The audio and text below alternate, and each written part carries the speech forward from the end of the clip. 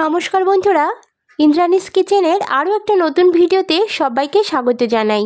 তো সকলে কেমন আছেন? আশা করি সবাই ভীষণ ভালো আছেন।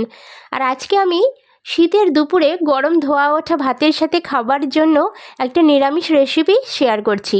রেসিপিটা অত্যন্ত মুখরোচক হয় আর ভীষণই হেলদি একটা রেসিপি। তো বন্ধুরা, ঝটপট রেসিপিটা দেখে নিয়ে চলেন দেরি না করে। রেসিপিটা বানানোর জন্য আমি এখানে কিছু পরিমাণ সিম নিয়েছি। সিমগুলোকে খুব ভালোভাবে একটু কেটে নেব। যেহেতু একটু বড় সাইজের সিম, তো মাঝখানে একটা টুকরো আমি করে নেব। আর অবশ্যই সিমের যে দুপাশের দাঁড়াটা থাকে সেটা কিন্তু ফেলে দেব।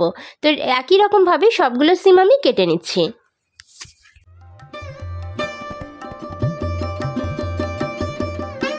সিমটা কাটা হয়ে যাওয়ার পরে আমি এখানে একটা আলু নিয়েছি আর আলুটাকে ঠিক এভাবে লম্বা করে কেটে নেব। এখানে আমি খুব বেশি পরিমাণ আলু দেব না। সমস্ত যে সবজিগুলো আমি দিচ্ছি সেগুলো কিন্তু অল্প পরিমাণেই দেব, যেহেতু 2 থেকে 3টে সবজি দিয়ে আজকে আমি বানাচ্ছি। সেই কারণে কিন্তু একটা বা অল্প পরিমাণ সবজি এখানে ব্যবহার করছি। তবে একদম আপনারা নিজেদের প্রয়োজন মতো এখানে সবজিগুলো নিয়ে নিতে পারেন। তো এবার দেখুন, আমি একটা বেগুন নিয়েছি আর বেগুনের সামান্য একটুখানি কিছু কেটে 1/3 পরিমাণ কেটে সেটাকে একটু লম্বা করে এখানে আমি দিয়ে দিচ্ছি। তো আলু, বেগুন আর নিয়েছি সিম, এই 3টে সবজি দিয়ে আজকে আমি রেসিপিটা বানাতে চলেছি। সমস্ত সবজিগুলো কাটা হয়ে গেলে একটা পাত্রে আমি নিয়ে সেটাকে খুব ভালো করে পরিষ্কার করে ধুয়ে নিচ্ছি। এবার ধুয়ে নেওয়ার পরে আমি এদিকে একটা কড়াই নিয়েছি আর কড়াইতে আমি সর্ষের তেল অ্যাড করে দিচ্ছি। আজকে যেহেতু একটা নিরামিষ রেসিপি আমি বানাবো, যার জন্য সর্ষের তেল দিয়েই কিন্তু রান্নাটা করছি। তবে আপনারা যে কোনো তেল দিয়েই আজকের রান্নাটা কিন্তু করে নিতে পারেন। তো তেলের মধ্যে আমি প্রথমে একটু বড়ি ভেজে নেব। দোকান থেকে কিনে আনা এই বড়িগুলো, আপনারা নিজেদের ঘরের যদি বড়ি বানানো থাকে সেটাও কিন্তু দিতে পারেন। বড়িগুলো হালকা করে একটু ভেজে নেব।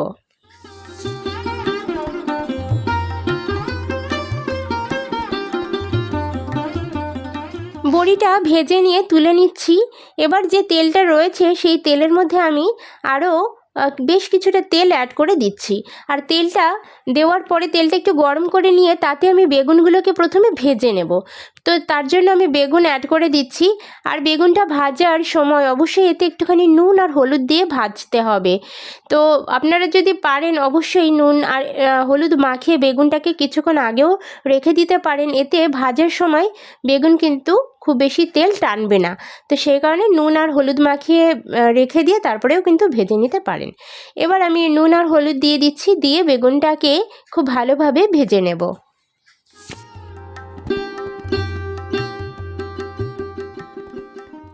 বেগুনটা যখন ভাজা হয়ে গেল তখন আমি একটা পাত্রে তুলে নিলাম। এবার ওই তেলের মধ্যে একই রকমভাবে আমি আলুটাকেও ভেজে নেব। আর আলু ভাজার সময় একই রকমভাবে আমি নুন এবং হলুদের ব্যবহার করব।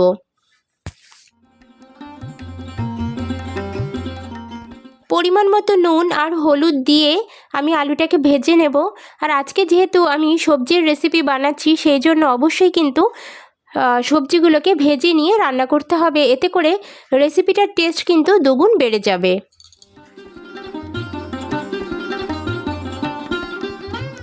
আলু যখন 50% পরিমাণ ভাজা হয়ে যাবে, তার মধ্যে আমি কেটে রাখা শিমগুলোকেও অ্যাড করে দেব। শিম এবং আলু আমি একই সাথে ভেজে নেব। আর তার জন্য এখানে কিন্তু গ্যাসের ফ্লেমটাকে লো রেখে শিম এবং আলুটাকে ভেজে নিতে হবে। গ্যাসের ফ্লেমটাকে লো রেখে 5 থেকে 7 মিনিট আমি শিম আর আলুটাকে একটু ভেজে নিয়েছি। এবার তুলে নিয়ে আমি মেইন রান্নাটা শুরু করব। তো বন্ধুরা, যে তেলটা অবশিষ্ট রয়েছে সবজিগুলো ভাজার পরে, তারপরে আমি আরও 1 টেবিলস্পুন পরিমাণ সর্ষের তেল অ্যাড করে দিয়েছি। আর তেলটা খুব ভালোভাবে গরম করে নেব। তো বন্ধুরা, তেলটা দেখুন খুব ভালোভাবে গরম হয়ে গিয়েছে। এই পর্যায়ে এসে আমি এতে কালো জিরে ফোড়নে দিয়ে দিচ্ছি। প্রায় 1 টেবিলস্পুন মতো কালো জিরে আমি দিয়ে দিচ্ছি। আর কালো জিরে ফোড়নে দিলে আজকের রেসিপিটার টেস্ট কিন্তু খুবই ভালো আসবে। তো কালো জিরে দেওয়ার পরে আমি ফোড়নে দিয়ে দিচ্ছি 2টো শুকনো লঙ্কা আর একটা তেজপাতা। ফোড়নটাকে একটু ভালোভাবে নাড়াচাড়া করে ভেজে নেব। ফোড়নের একটা সুন্দর একটা মিষ্টি গন্ধ যখন ছাড়বে, তখন কুচিয়ে রাখা টমেটো আমি অ্যাড করে দেব। একটা ছোট সাইজের সাইজের টমেটো আমি কুচিয়ে নিয়েছিলাম, সেই কুচানো টমেটোটা এখানে দিয়ে ভালোভাবে একটু নাড়াচাড়া করে নেব এবং টমেটোটা হালকা একটু গলিয়ে নেব। টমেটো যেটা একটু নরম হয়ে গিয়েছে, এই পর্যায়ে এসে এখানে আমি আদা এবং কাঁচা লঙ্কা একই সাথে বেটে রেখেছি, সেই আদা এবং কাঁচা লঙ্কা বাটাটা দিয়ে দিলাম। সামান্য একটু জল দিয়ে দিচ্ছি বন্ধুরা, যাতে মশলাটা পুড়ে বা ধরে না যায়। ভালোভাবে একটু নাড়াচাড়া করে জিনিসটাকে মিশিয়ে নেব।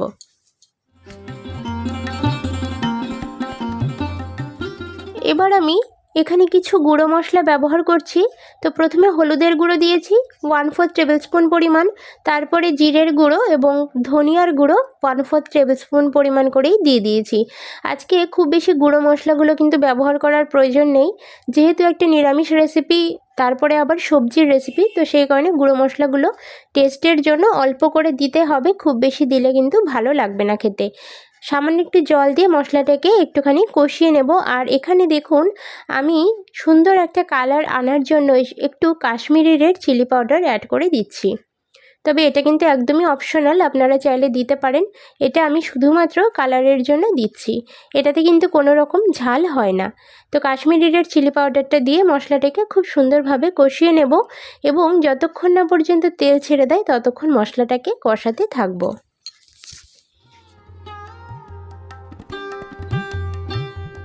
বন্ধুরা, মশলা থেকে তেল ছেড়ে দেওয়ার পরে এখানে আমি ভেজে রাখা সবজিগুলোকে অ্যাড করে দেব। সবজিগুলো সমস্ত সবজি আমি দেব না, এখানে শুধুমাত্র বেগুন বাদ দিয়ে আমি আলু এবং শিমটাকে অ্যাড করে দিয়েছি। এবার ভালোভাবে সবজি আর মশলাটাকে একটুখানি কষিয়ে নেব একই সাথে। 3 থেকে 4 মিনিট একটু নাড়াচাড়া করে নেব। 3 থেকে 4 মিনিট নাড়াচাড়া করে নিয়ে এখানে আমি প্রয়োজন মতো জল অ্যাড করে দিচ্ছি।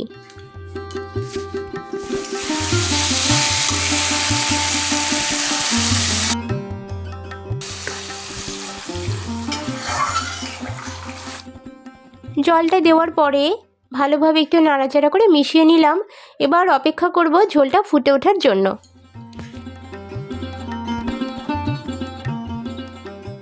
ঝোলটা ফুটে ওঠার পরে এখানে আমি ভেজে রাখা বেগুন এবং বড়িগুলোকে অ্যাড করে দিলাম।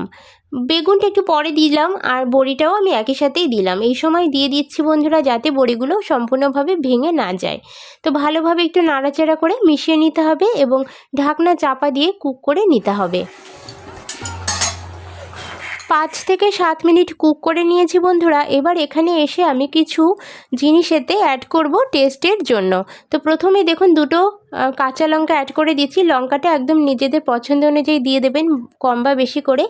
আর দিয়ে দিচ্ছি ধনিয়া পাতা কুচি। যেহেতু শীতকাল চলছে, একটু ধনিয়া পাতা দিলে আজকের রেসিপিটা কিন্তু বেশি ভালো লাগবে খেতে। তো ধনিয়া পাতাটা দিয়ে দিলাম, দিয়ে একটু হালকা হাতে মিশিয়ে নিলাম। আর তারপরে টেস্ট করে দেখতে হবে যে নুন বা ঝাল এগুলো ঠিক আছে কিনা। তো আমার কাছে একটু নুন কম মনে হচ্ছে, তো সেই কারণে পরিমাণ মতো নুন আমি অ্যাড করে দিলাম।